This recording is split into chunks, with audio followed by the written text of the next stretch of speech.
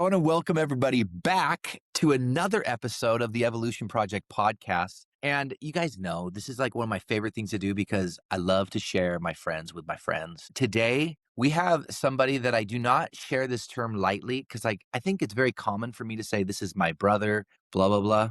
Jason Clark really is a brother. Our family has had like overlapping experiences. We are technically not related, but truly, I do feel like Jason is a brother of mine. And one of my favorite things to do when I start is kind of tell people, how do I know Jason and what do I want to share with my friends about Jason? So, Jason, I give you permission to correct any part of this if you do not think it is accurate. So, Jason, our worlds collided before we even really knew each other because my cousin, Randy Hurd, Great man. was your trainer on your mission.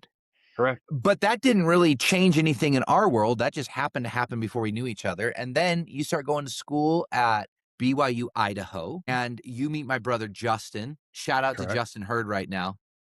Justin, we love Actual brother.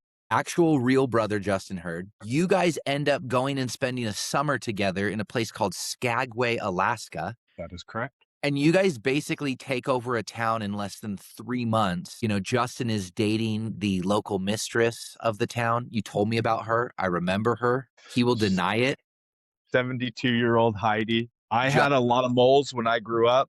Like I got them removed, but she would have beat me. Been beautiful moles. She kept him. Well, dude, Alaska is a special breed of people. It's a special country. Sorry, state. So you and Butch get together, and while Butch is up there, he says to you, dude, you need to beat my brother Bryan. Every other day. Every other day. And then fast forward years later, somehow our worlds collide, and Bryan Hurd just starts calling Jason Clark and leaving him messages because Jason Clark screens phone calls and will not pick up my phone call.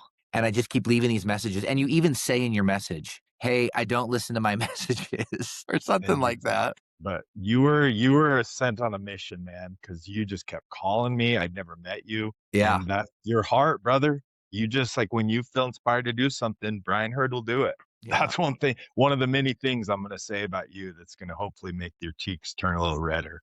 But yeah, brother. Jason, where do you feel like we connected in our friendship? Where do you feel like it was the turning point where it was like, oh, dude, this guy really is like a brother of mine? So before we come to this earth, there's this thing called the pre-existence. No, okay. But I really do think we were brothers in heaven, dude, before we came here or whatever the place we were at. I do. Like, I really, truly do. There's just one of my favorite terms is TANC. There are no coincidences. Mm-hmm. And if anyone uses it without my permission, lawsuits. Yeah. But yeah, just big old TANC with a lot of like the waves, and we'll talk about Finding Nemo and all that fun stuff. But I think we knew each other before we came here. And but really, when I was in that point going through the divorce in Grandpa's Museum of Clean, isolating like I'd never isolated, starting a different level of drug addiction, like leveling up the meds, like you just kept calling, brother, and calling and calling. I was like, this guy is so annoying. And yeah, but dude, like that was like the beginning of something that you can't break this, even though I've tried many times. I've tried, dude. I've tried to get you out of my life, but you're just too much of an angel, brother. Too much of an angel, man. One of my favorite experiences that we've ever shared together, which we've shared a lot, Highway 12, you know, like sacred space, Grover, Utah. You know, if you blink, you've already driven past it. You wouldn't even know. But the whole world's down there right now. Did you hear what happened on Highway 12? No, what happened? So some guy hit an elk. He's from Iowa. Hit an elk, needed an officer, couldn't drive, and just decided to go start killing people to take their cars on frickin' Highway 12. Killed my great aunt, my dad's great aunt. Boom, stole her car first, went to her house, and yeah, shout out to Sister Olderoyd, and then went to Highway 12, 2 miles from where our property is. I think to a place I actually took you, and there was 2 women hiking, and he didn't like the lady's car apparently.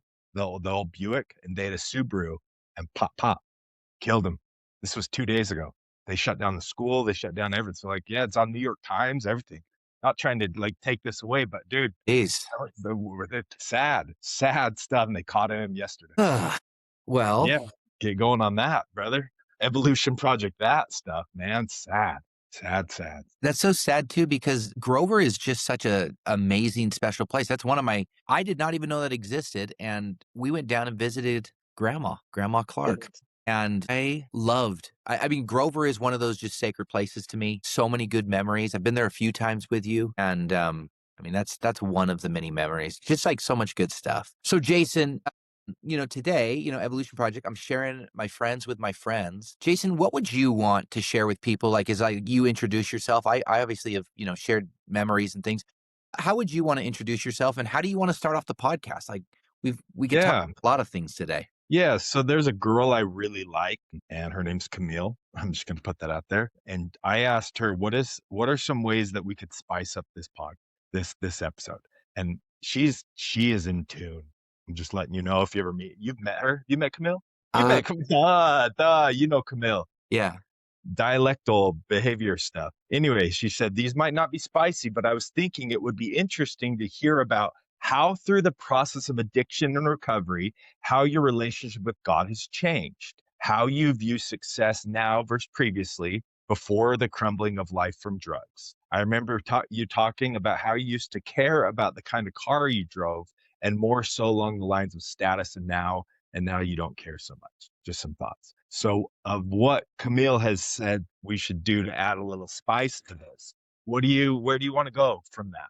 I kind of like that first part of like how my relationship with God has changed. I think that would be, don't know if we like getting into that quite this early, but Yeah, uh, Jay, what my favorite thing about this podcast is it kind of has its own ebb and flow and like I just crush, mhm, as Jason mhm, Clark would say. mhm. And we're gonna like see where this goes.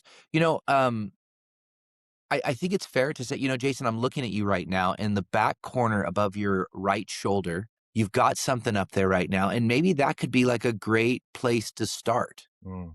Do you Which know one? Values, serenity prayer, or Serenity prayer, dude? okay. Serenity prayer. Yeah, yes, sir. Yeah, I mean, let's just, God grant me the serenity to accept the things I cannot change, courage to change the things I can, and wisdom to know the difference. I actually would be fascinated to hear how Bryan heard. Like, you are very good with your words, like really good. Like, I like when you comment. Most times, there was like once I think I was like, shut up. That sucked. That comment sucked. Um, that was a joke. Wasn't very funny. But I would love to hear like what like deep dive that for me, Bryan Heard. I think the Serenity Prayer is one of the most profound ways to sum up what people are looking for, what I'm looking for in an authentic, real relationship with God. Oh, Like they've confined it in such a way where it's like, grant me the serenity, right? And I'm not going to get it right because I don't memorize it like you, but it's like, grant me the serenity to accept the things I cannot change. yeah, exactly. Which is, by the way, you think of like what creates pain in people's life, attachment Mm, to an outcome, and often attachment to things they have no control over, right? true. Yep, So acceptance, right? And then the courage to actually change the things that I can change, that's which right. which is like, have you ever seen that like scale of emotions? And it's like at the top, it's like joy, love, harmony, and at the bottom, it's like guilt, shame, hate, indifference, right? And if you've got bipolar, like someone on this screen, mania, and then severe depression. I'm just kidding. Yeah. I was So we've trying to got be this. funny, but no. Well, in these emotions, there's Yep. this gap, right? And you can actually, like, when you say the words, you can feel the difference in the emotions. Yeah, you I can. asked someone, like, is the what is the emotion where it's like we're kind of starting to get the rock rolling in the other direction, right? And this person, their answer said courage. Then I said, why? Because it's like willingness and courage. Those are kind of right in the middle. And I said, why'd you say willingness and courage? And they said, because willingness and courage is when you get out of a victim mentality and you start to take ownership and you start to realize that, like, if I really want to show up in the world in this way, like it's up to me. Like, I have to have the courage to show up. I have to have the willingness to show up. I have to turn in an old story of me to like actually own and accept what actually is, and then right we get momentum going forward. And I love how it connects it at the end. It says, and the Yep. wisdom to know the difference, Yep. because I That's what her believe Yep, that's her I job. believe what like this is where God comes in and can say like, dude, I've got this. Yep.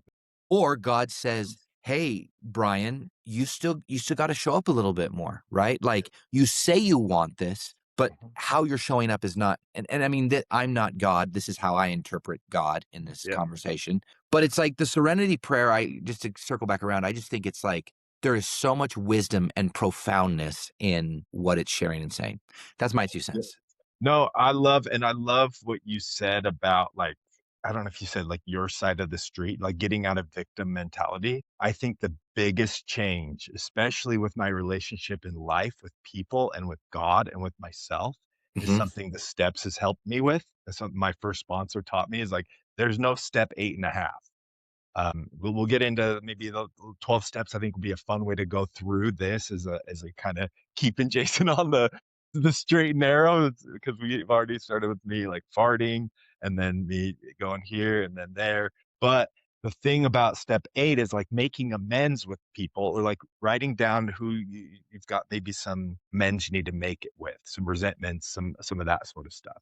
And then Yeah. step 9 is making those amends. And so often, like one thing I've learned is it's better to do the right thing in most cases than to be right. That's something I feel like God has helped me feel. And Hmm. especially when you're making amends in this program, it's not about the other person. Like you're going through the 12 steps, which I think is just a playbook to repentance, right? Daily repentance didn't used to make sense to me. The word repentance actually in German, very romantic language, get ready for me to spit, but the word turn around in German, you'll see signs that say Umkehr, and the word for repentance is also Umkehr. Isn't that interesting? Like turning around. So like couldn't like I grew up didn't not understanding like how to repent. Thought I did. Thought you go to a bishop and oh, I'm sorry, God, and like he's a taskmaster, blah blah. No, like I love these steps because I really think they're an inspired playbook to daily repentance and like surrendering, believing, putting faith in a higher power, and then trusting him. And the lady at our last little thing we went to, Bryan, what was that? Or who's Sheila? Shout out Yeah. to Sheila. Sheila. That woman's inspired. But that thing we went to, the lady I went with when we paired off and talked about our feelings, one thing she said, you know what I think sobriety means? Mm. Like the word being sober means courage. Isn't that cool? That made me feel good. And so, full circle, having the courage to not be a victim is something I'm very, very passionate about. And when people, you'll lose me pretty quick. Like I'm working on like just not being bothered and just loving, but like it's exhausting, the constant victims, because I used to be one too, like, but man, it's just life feels so much more empowered, so much more free when you can actually take control of your life and take responsibility for everything. Yeah. Jason, you said something when we were together with Sheila. You shared with everybody that you've been sober for 3.5 years. Mhm. We have like alluded to that conversation, but nobody really knows the story here. Could you give me like a I don't know, a 3 to 5 minute version of like your journey? Yep. Because people don't know this. And when I think sometimes the elephant in the room is when people talk about the 12-step program or sobriety, they immediately have a framework of like, oh, this person had an addiction. And I remember one of the first AA meetings that I went to with you. One of the frameworks that I didn't understand, but it actually was really powerful for me is you stand up and you say, my name is Bryan and I'm an addict. And I remember thinking, but I'm not an addict. I'm here supporting my friend. So, Jason, I would love for you. And by the way, I've come a long way, and that was a really powerful experience to sit in that container with you. Thank you. Am I allowed to, for people that go through that mindset, am I allowed to just throw like one like loving thing that I'll do with people that are like kind of, I'm not an addict. Can I just do one and then I'll tell my story? Do Is that one and do okay? your story. Yeah, that's great. Okay. So here's the thing. I believe that we're all addicts, every single one of us, because like we're addicted to sin, all of us, every single one of us. And the sin might be different. right? And there are people, huh? Huh? And I go, okay, so is there something you do or have done in your life that didn't feel right? You probably knew whether you gossiped about someone Yeah. or, whatever it is, any time in your life, you're probably perfect now, but you did that thing and you felt bad about it. And then you like, whether it be ask for forgiveness, however you repented, whatever. And then I said, but then after that first time you did that, you never ever did it again, right? Like that was it. You just messed up one time, got it figured out, and then boom, you were good. And people go, well, and then they can see where it's going. I said, okay, but after that second, maybe because you're not an addict if you've only done it twice, and when you didn't want to do it and you knew better, but you did it anyway, shouldn't have talked crap on that person, which I think it's like that's more harmful than most drugs, in my opinion. But that's just me. So then, but I'd say that's what addiction is. It's that battle with sin. And again, unfortunately, the stuff that I got into and the stuff that I have some friends that I've got on my mirror, some have not made it in this battle. There are some sins or some battles that like are literally they are trying to take your life and they don't stop until they do. And so I think that's yes, there is levels, but at the end of the day, I really believe we're all addicts. So and I believe that 12 steps can help every single person with whatever it is they're going through. So that's my quick little, and then the 3 to 5 minutes is going to start right now. You talked about something like with performances. Remember, didn't you bring up that? Didn't you like put that in like in the outline or something? Like it just is some ideas, like kind of like the performance culture, right? One of my, I like taking assessments. One of my favorite assessments to take is like, how do you self sabotage? You ever taken that? Like, what's No. your saboteur? It's really good.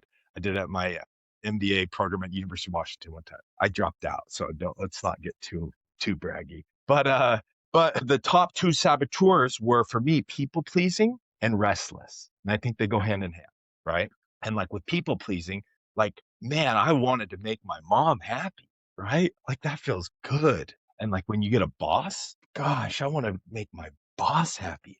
Or you get like a bishop or a young man, like these people, you want to like please them.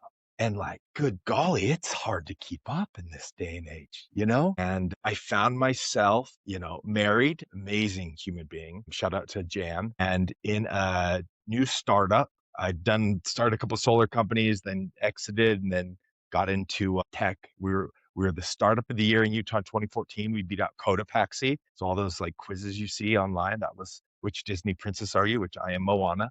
But anyway, so I started getting into that, and then the pressure of like sales. I was their first account executive, and like trying to keep up, plus this pressure of trying to be this religious, perfect person, and it's just a lot of pressure. And I've been like what's that word? Diagnosed like ADHD and then complex PTSD, being diagnosed bipolar, being diagnosed severe depression. I got diagnosed a narcissist. That was a good by a professional. Yeah, yeah, you better believe it. And just just a lot of things. So anyway, though with ADHD, there is a medicine called Adderall, and I later learned when I was in rehab that my friends were like, "You do know Adderall is just like a cleaner, more expensive meth, right?" I was like, "Huh?" Like me, because I didn't think I was an addict even when I went into rehab. I was just doing it to. So anyway, but started like pressure in sales, going through a lot, kid pressure, and it's like, gosh, how do I keep up? How do I? And I'm trying to please everyone. I've got church callings, and anyway, we're gonna speed up the story, but the Adderall will keep you awake, and I was prescribed like 60 milligrams, which the max doctors don't do this normally is 90. And so there would be some days I would be like, well, if I just okay, if I justify it. If I just take a little there and I'll stay up one night a week. I'll just take an Adderall at like 11 or 12, and that'll keep me up till 5. And then I'll go take a little nap and then go back to work and do demos. And so started doing that. And then that started going to 2 times a week. And it got to the point where like, good heavens, like it's like the airplane that's just going way too high, way too fast. And it was like shaking and I was having panic attacks and blah, blah. Oh my gosh.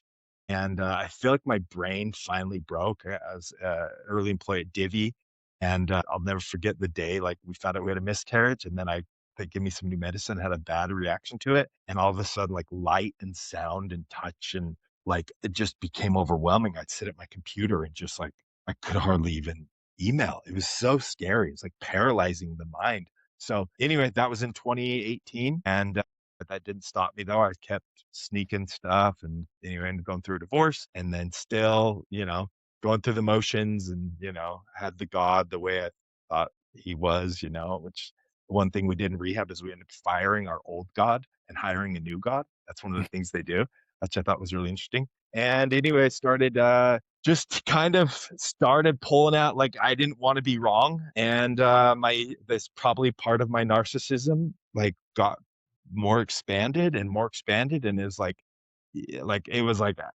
I wasn't gonna yeah so I pulled out the blowtorch and started burning down bridges just you name it I burned that bridge and the Adderall and the drugs were a big part of that. There was one point I was taking like 120 milligrams a day on average, which is like luckily I'm alive. Like that's my friends were like, dude, how's your heart? Like, did it not explode, man? That's crazy. So anyway, started doing that, blah, blah, blah, blah, blah, divorced, own family, um, and and then anyway, ended up getting to a point where I went over by like 2 minutes, ended up homeless and we'll just end this part of the story in the Richfield jail, which they have great food. You commit a crime, do it in freaking Richfield. It is, I'm telling you, man, they brought me this like ground beef that was like made with love. So Jason, yeah, I love how you can add your uniqueness to the story. That's freaking yep, awesome. yep. So so the quick translation Mhm. is you started out taking Adderall to help you in a job to continue achieving And life, keeping and up life, with being a and good husband and the good, yeah, then you started to come up against some things and life just started happening, right? There was a miscarriage, yeah. We probably they let go at our tech company. They let go of like 3 or 4 of our sales guys and just kept me. So I was doing like 5 to 12 demos a day. Like it was just you were so just going. intense. So Yeah, Adderall kind of gave you this advantage of like, I don't have to sleep and I can just keep running this and I can work 18 hours a day versus the person that needs to sleep or man. whatever. Yeah, Okay. yeah, So that obviously leads you down this road that ultimately leads you into the Richfield County Jail, yeah. Homeless and then jail. homeless. And you at that point, I mean, Jason, was that rock bottom or was that not rock bottom? So it's where I finally surrendered. And I love my dad. Marty, one of the best guy. You've got good parents. I got good parents too. Marty was going through some serious health issues. And remember, I disowned the family, which is just shows you how off I was. Because when you meet my parents, my family, they're some of the most down to earth, good of people. And it was like, golly, I was in a different world. Everyone was wrong. Yeah. Everyone was I lost connection rights to my kids for a year, which was the greatest gift that's ever been given to me. Because now when there is that temptation to want to use again or do something, it's like you to mess with that stuff. You're risking that. And I don't ever want to feel that pain again. But anyway, I heard about my dad's health stuff while in jail. And I just remember feeling like, Jay, do you want to die in this hill? If your dad died, like, how would you feel? And I don't know, it like was enough to get through the crazy for me to go, I don't want this to be how things end. And I just remember I'd been dating a girl and her aunt worked for a hospital around here. And they like had apparently a really good mental health center. Do you want to give a shout out to the place? Lakeview Hospital. Okay. Yeah, yeah. My old bishop was the chief medical officer there, which is a fun little fact as well. But Cool. yeah, the great Dr. Gaines, if you ever have someone that needs serious mental health stuff, whether it be depression, suicide, or maybe whatever it may be, if you can get him into Lakeview and get him under the care of Dr. Gaines, he is, I think, one of the very best in the whole world. Really, I really believe that. And so anyway, I just remember being like, okay, I just surrender.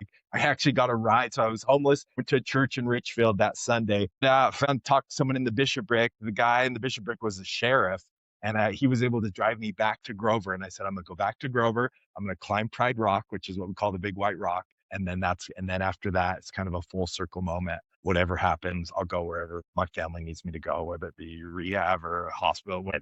I was done fighting. And so sure enough, they ended up coming the next day, and I said, I'll go wherever. My little sister Emily and my dad came, and we ended up going to Lakeview Hospital, and I ended up staying there for 23 days. Ended up doing some ECT treatments, which really helped. We don't need to get into that. And then Mhm, from there, so that my sobriety day is July 5th, 2022. From mhm. there, I went straight to the Renaissance Ranch for 60 days. So And, Jason, I think, I think for people that have not been through, an experience where my experience has been, Jason, people that have gone through the 12-step program wholeheartedly, it changes them at a core level because many of those people have been in a place where they have faced their own mortality. They've faced things that the average person has not, right? Like when you say, I was homeless, like, does that really mean like you really did not have a place to sleep and you were sleeping in a car and you didn't know where you were going to go? I was in Richfield, Utah, just got out of jail, and I ended up staying in an Apple Tree hotel, and I ended up getting money from the girls at Chevron, and I still owe them money. I need to find their Venmo, and I'm going to send that today. I need because this random cashier got me a place, and anyway, the Apple Tree in Richfield, Utah. So I didn't have anything, man. Yeah. Yeah. So when you started, so you go into you're 23 days in the treatment center. You Mhm. go into Renaissance Ranch.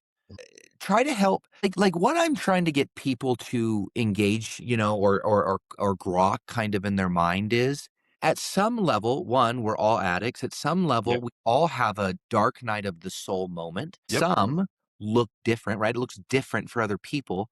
That's not a good, bad, or indifferent, right? As your friend and someone that observed you, I was getting kind of a ringside seat of this experience, right? You saved my life, brother. You were one of the ones with courage to actually like call mom and dad, and you became enemy number one for a Yeah. while, buddy. But Yeah. I feel, dude, I would go to war for you if you ever need me to, because you were seriously one of the reasons why I'm still alive. I really believe that. I really think I would have gone to the point where my heart just broke. So thank you. Yeah, Jay. And I mean, because there was a period of time where I know you did not like me, and I risked our friendship Courage. in exchange for something greater, which was my brother and my friend and someone that I love deeply that I saw was suffering. And I knew that I did not have the tools I felt very helpless actually in that Yeah. moment Didn't because, I come over into your house in your hot tub and just start? I was dude, saying some wild stuff. I so don't that was the remember point much of for me. that time, but oh my gosh, man. That was the point for me. That night, you come over and you were just very anxious, and I'm like, "Okay, we're gonna go sit in the hot tub and maybe we can just have, like, a chill talk." And dude, I listened to you go off for, like, 45 minutes, an hour, and I didn't say anything. And I was just sitting there, and you were telling me all this stuff, and you're like, "And if they find me, I wrote this book, and Yeah, it's bro. got all the secrets in it, but you gotta know." And I'm just sitting there, and I'm like, "Okay." And you left, and I Yeah, literally called up Liz, and I said, "Hey, Liz, I just hung out with Jason." And I said, "I'm really worried about him right now, and I'm not sure what's going on, but I don't know what to do, but I'm worried." And it was interesting. Matt McDonald reached out to me. I never even knew this guy, but he knew we me were too. friends, and he's like, "Hey, how's Jason doing?" It was so awesome because, like, even though you were in a really deep, dark place, Mhm. dude, it was so cool. There were so many people that cared about you, that Yeah, wanted to help you, and the hard part is we just don't know how, right? yeah. That's a good question. Is when you have someone in your family or home, or they might be alcoholic or whatever it may be, how do you help them? I think that is Yeah, questions asked. yeah. I've got thoughts later, but yeah, I have so much respect for you because it's hard. Well, Jason, I mean, do you have what would you say to somebody that's in that spot? I think Al Anon is a great program. My mom goes to it now, and it's helped our relationship so much. There's different, like the LDS Church has its own Al Anon kind of thing, but then there's other. Could you That's a tell me what really Al-Anon is? I don't know what that means. it's like the Alcoholics Anonymous for family, like the family members of alcoholics, Okay. if that makes sense. So, Jason, when you went to Renaissance Ranch, how long was that? 6 weeks, you said? 60 days. 60 days. Mhm. So you go to Renaissance Ranch, you've got family supporting you, you come out, you are sober, you've been removed from all that. Now real life hits. Yeah. Like Jason, I just want to tell you, like what I think so awesome as I've observed in you is that I've always thought you're a heartfelt, loving, and I don't even like to use the word God fearing. You are a disciple, like you love God and you love Jesus Christ, and that was true. I would say even in your addiction, I It don't feel was. like you ever veered from that. There's a saying that goes, I would not give two figs for simplicity on this side of complexity, but I would give my life for simplicity on the other side of complexity. Wordsmith. That's beautiful. I did not write that. But when I heard that, that was like one of those things where I heard it and I was like, wait, say that again? Wait, say that again? And then I sat with it. I was like, what does that actually mean? And I will tell you what it means for me is I experienced Jason on the two figs of simplicity, where it was like, right, you were you, but you were still trying to find you. Is that fair to say, right?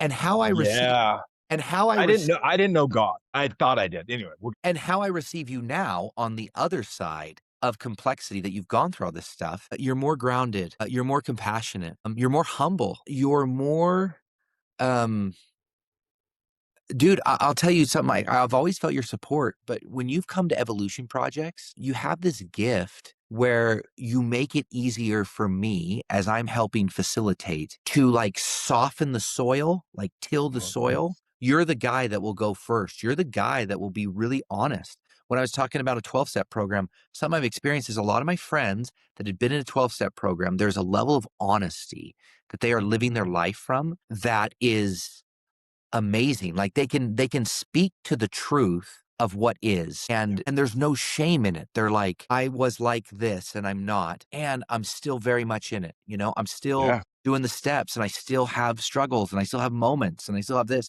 And it's like there's something about their character that has changed that part of me wishes everybody could go through that experience, that we could Beautiful. receive one another in that state where all of the Beautiful. crap is removed, all the stuff. And it's just like I'm seeing Jason, human being, child of God in front of me, and Jason seeing Bryan, human being, child of God in front of him. And there's this level of grace that we bring to the relationship where it's like we can be so honest. We're not trying to hurt each other. We're just trying to just be real and present.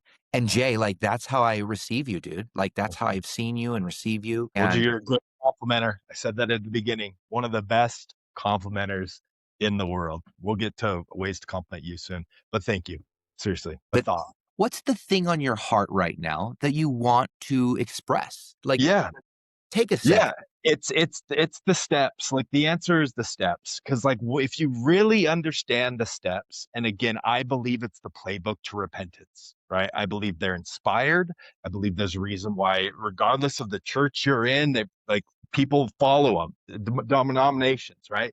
But like when you admit powerless, which is step one, that life is unmanageable, that the situation is unmanageable. It's so freeing. That surrender, that humility. I remember I was having some crazy panic and anxiety attacks, and I went to a thing called the Theta Wellness Center. And there was like, you pay all this money, tons of money for it. And he goes, here's the trick, here's the secret. He's like, I don't know if you're LDS or not, it doesn't matter. He's like, it's in Ether 1227. He goes, it's humility and faith. That's what will turn your weakness into any strength. It doesn't say weakness. And that is that first step is humility. It's that surrender, admitting powerlessness. Then the second step is that faith. And what I've learned is like that belief in a higher power. Like I've seen, like you can call him whatever, whatever, as long as you believe it. It's a better to believe in a higher power than it is to like not believe. And that's like believing in that higher power is that faith. And then it's like, and that it can restore you to sanity. And then step three is turning over that control to that higher power. Step four, conducting a moral inventory. But I go through step one, two, and three every day, multiple times a day in each situation. If I'm feeling overwhelmed, it's like, okay, it feels unmanageable. Okay, okay, I've got the faith to get this to a sane place. And then, like, okay, God, trust. What do you want me to do? How do you want me to go about this? And like, boom, boom, boom. That has made my life so much better. And then step 4, you conduct a moral inventory. Step 5, you admit your wrongdoings. That's hard. That's when you confess and forsake. That's really hard. I remember when I confessed and forsake in rehab to some random guy, but gosh, it feels better. It's like going to a bishop. If you're LDS, go to your bishop. My bishop knows me very well, like, and it feels good every time. But before I go, it does. I do not want to go. But again, there's the, like that confessing and forsaking, it takes away that power, that transparency increases us. Then be ready to make a positive change. Ask a higher power to remove your shortcomings. Step 7, 8, make a list of people that have been hurt. My list was long, brother. And then step 9, make direct amends wherever possible. Like, imagine anyone and everyone doing it. This is what I want them to get out. Is like, Yeah. I challenge whoever is listening to this to try the steps. I challenge every one of you. Just try it. I dare you. Your life will get better. And then do it again. And then what's interesting at step 8, 9, it doesn't say make a list of people and then wait for them to admit where they were wrong to you. There's no step 8.5. And then here we go. Last 3. Step 10, conduct an ongoing personal inventory. Promptly admit when you're wrong. Like, there'll be things I'll still do and I'll be like, yo, and like I can feel it. Like with the girl I'm dating, and it's like, yo, saying sorry feels so good. And I like going to meetings too, because it's kind of a way that we got to call ourselves out, Mm-hmm. and it's freeing. Like, I go to a couple of meetings a week and it's just like a safe place. And that's what I want. Like, that's what I love about Evolution Project too, is we get to that point. Like, so Yeah. if you haven't gone to an Evolution Project, I've gone to 2. I was really high that first one. I don't know if you knew that, at my parents' house when we got burned out. That meditation session with Louie, I was on like 60, 80, 90 milligrams of Adderall. I remember, woo, that was a fun one. Anyway, and then step 11, make conscious contact with God, kind of that meditation. And then everything leads to step 12, which is charity. And that's where I'll end, is like, it's helping the next in line. And like, you can have perfect faith, you can have perfect hope, but at the end of the day, and this is one thing you live, Bryan Hurd, and why people follow you, and why, like, when you ask to do something, brother, it's because you have the gift of charity. It's selfless. You learn how to be selfless in this program. And it's the gospel of Jesus Christ as well, or whatever you do, evolution, whatever it is, the hero's journey.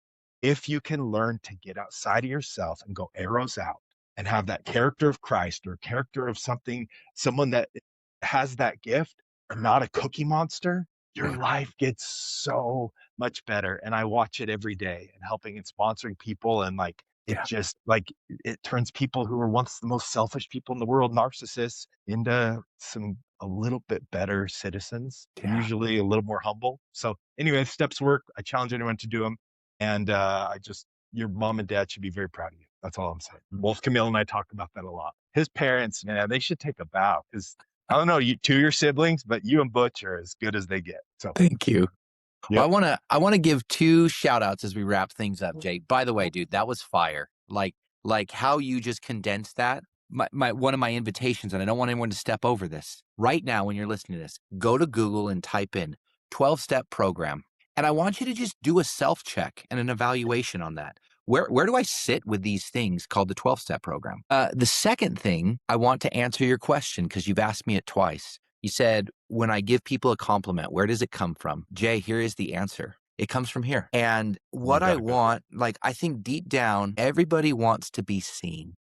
Mhm. And what I found is that as I recognize traits and attributes in my friends and people that I come in contact with, and I give voice to it, and I share that with them, it creates a connection with that person, but 2, it raises the frequency within me Mhm. because deep down what I'm saying is like, I admire and honor that in that person. And I want the same thing for my own life. And I want to emulate that characteristic and trait that that person has worked hard to instill in their life. And so, like, Jay, I see you and I love you. Love you back. And you're somebody that I say this like with honesty, dude. Like, I'm so damn proud of you. Back And at you, dude. I'm so glad you're here. I am too. Hey, I am too, brother. Hey, my last question to you, should I marry Camille? What do you think? Like, real talk, and then we'll get off. Jay, I She's really good. like her. Okay, me too. I really like her. Okay. I like her too. Obviously, pray about it, but Dude, that's a good answer, dude. Gosh, you're a good dude. Hey, everyone, go to the Evolution Project. It's awesome. It's worth the money. If you're a woman watching this, get your husband there. It's like dude work, and you're like doing weird cold baths and like looking each other in the eyes. And but you'll come home with like they'll talk better to you. That's my pitch. It really, I've been to two. They're good stuff. And when I all make a right. lot more money, and buy solar for me if you need solar. Okay, bye. Everybody, thanks for listening to this All right. episode of the Evolution Project with my beloved friend Jason Clark. We love you. Until the next time. Peace.